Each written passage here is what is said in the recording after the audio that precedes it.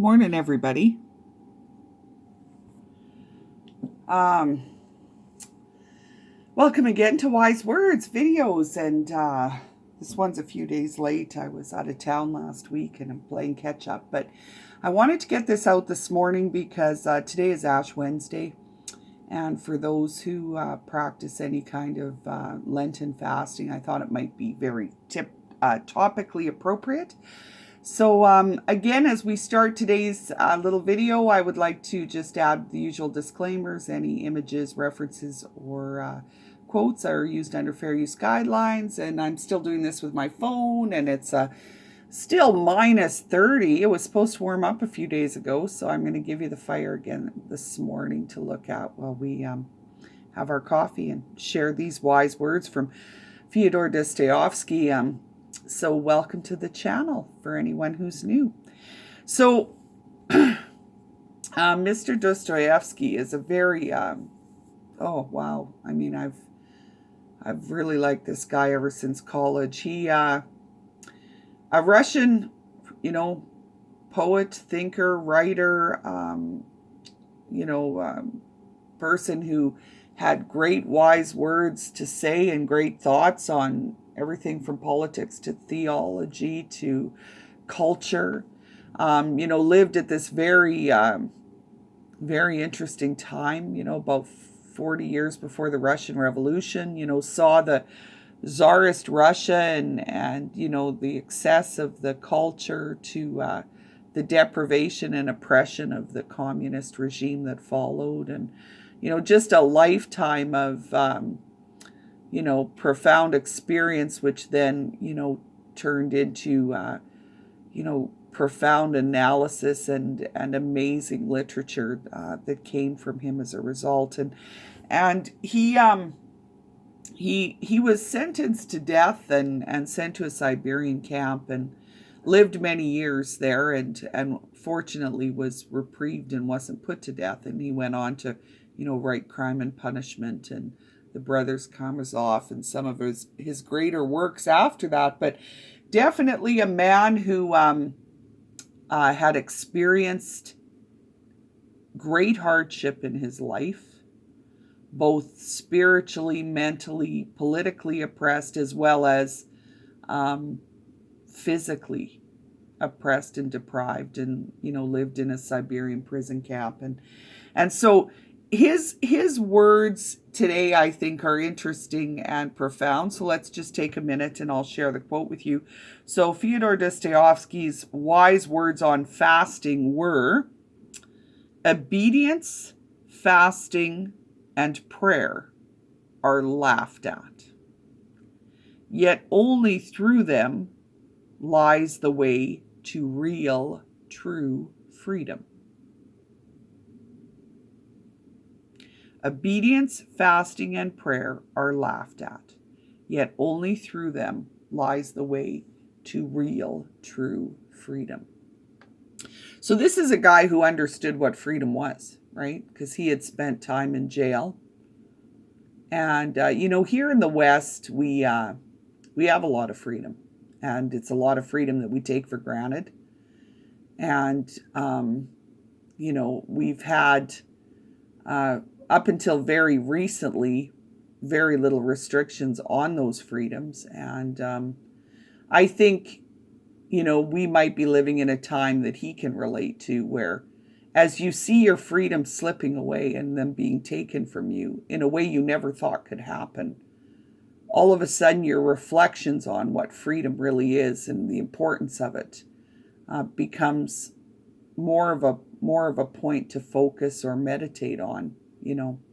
But really what I loved about his words in particular is, if we go back to the video we started with this year, the New Year's introduction video, which was Ben Franklin's wise words on the new year, and how let the year find you at war with your vices, at peace with your neighbors, and may every year find you a better man.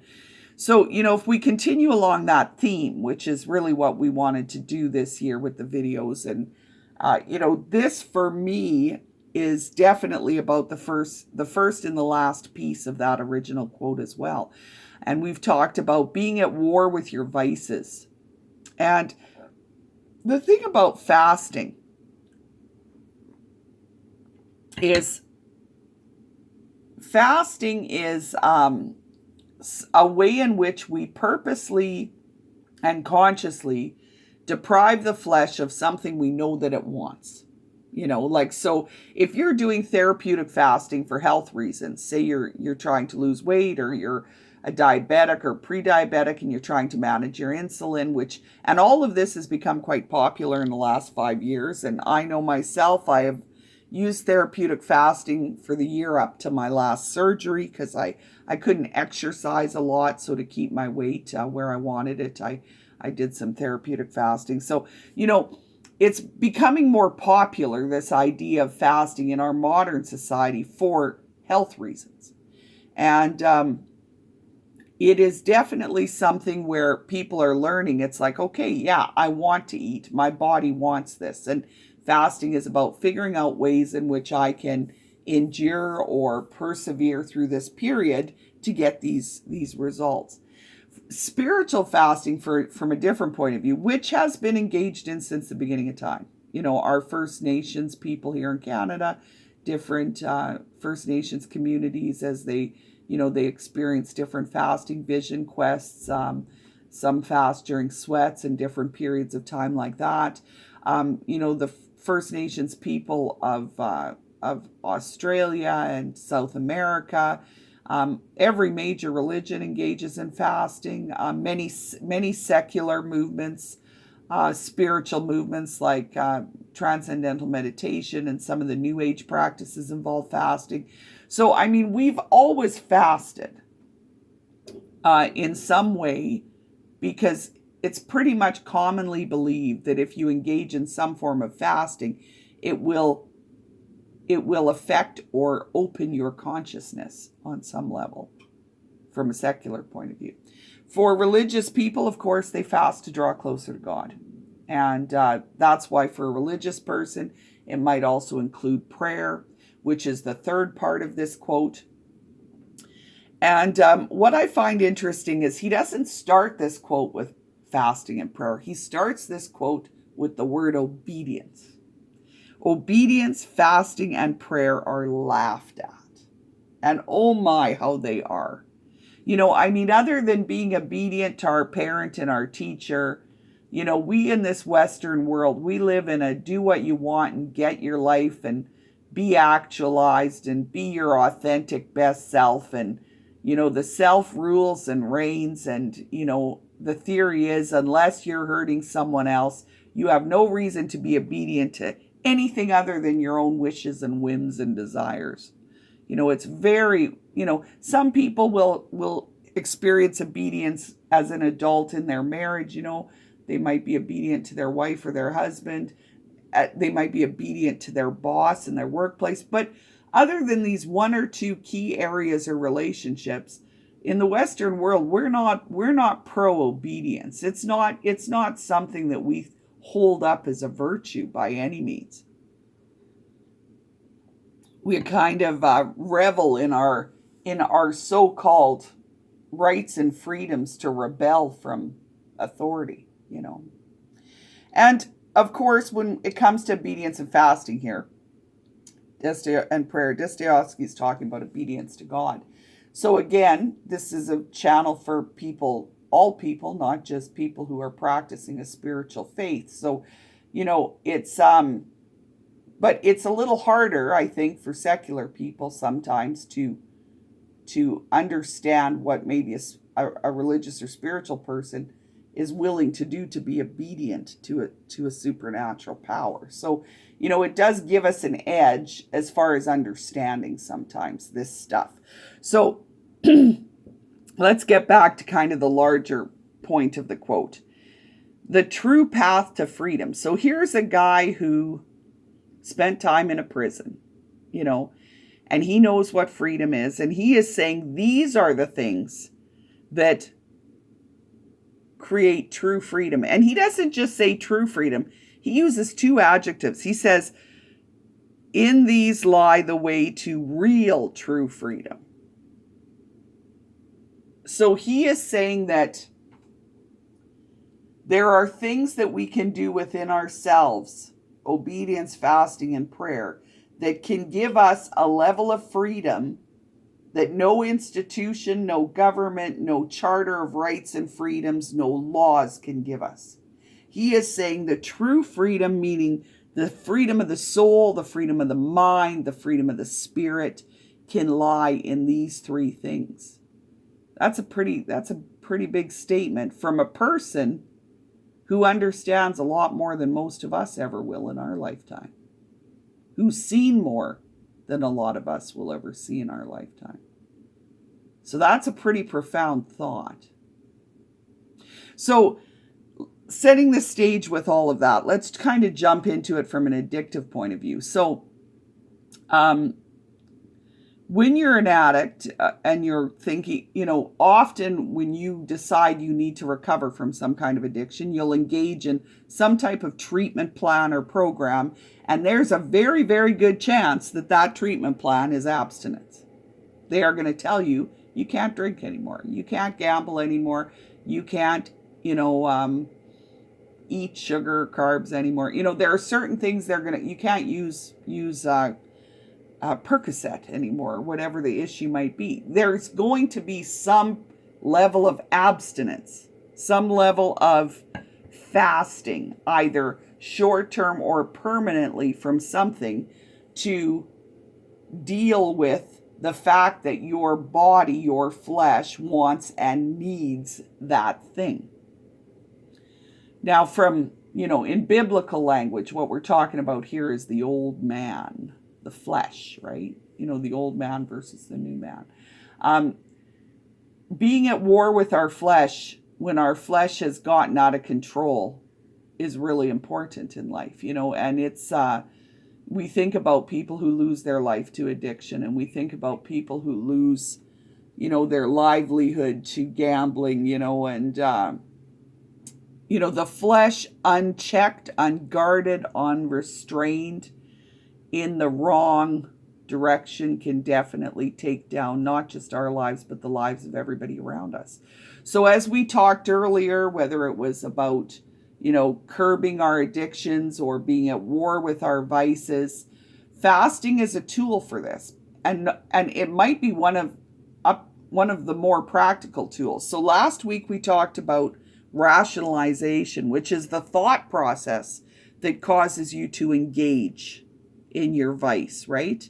That gives you the rationalization, the reason, the justification, the okay to engage in what you either know you shouldn't be doing, or you've made a mental decision that you don't want to do anymore.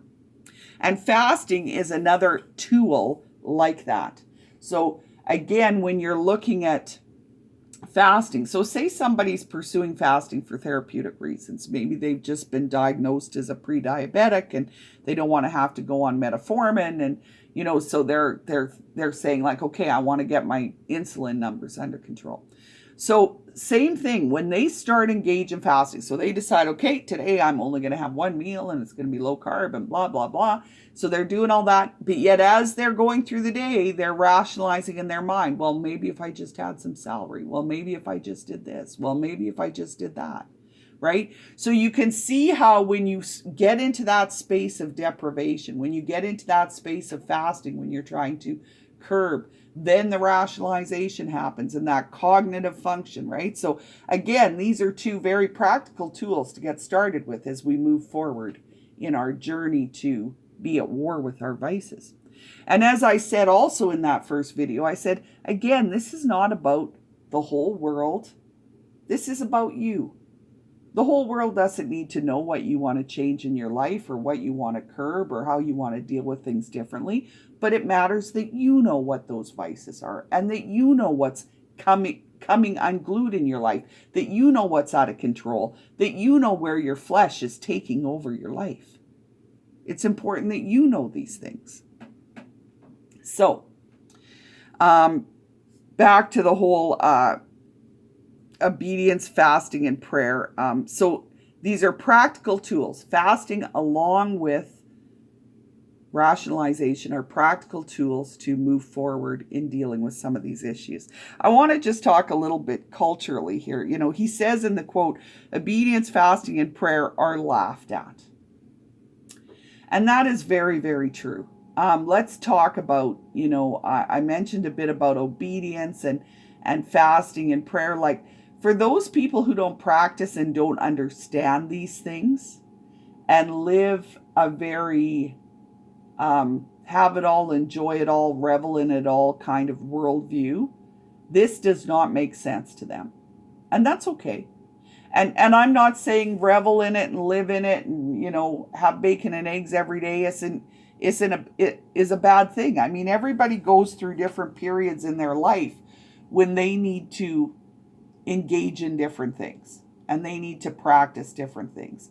So I am not begrudging a person who's decided they're going to live their life to the fullest, and that means doing these things every day. That's great.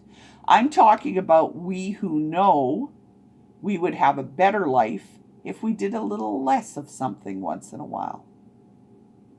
So that's who I'm talking to here. I'm not telling everybody that they need to go out and pray and fast, because for some people this will never make sense. This will never be a worthwhile endeavor, and they do not want to hear anything about obedience. They do not want to hear anything about curbing their flesh, and that's okay, because we still live in a free country for a little while yet anyways, and so people still have a choice to live how they want to live and think how they want to think.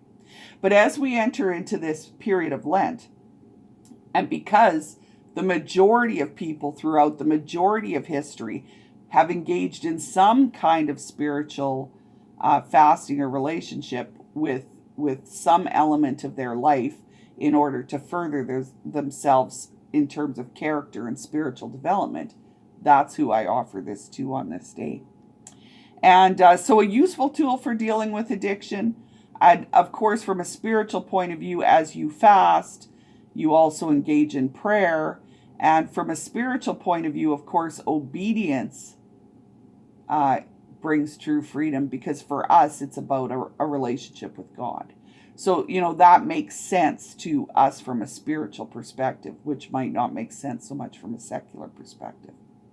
So, again, I just offer that to you this week as a practical tool, as a point to think about, to consider going forward. You know, is there things that you would like to do different? Is fasting a tool that could help you with that? Like I said, I may in the future do something more practical just on therapeutic fasting, things that worked for me and didn't.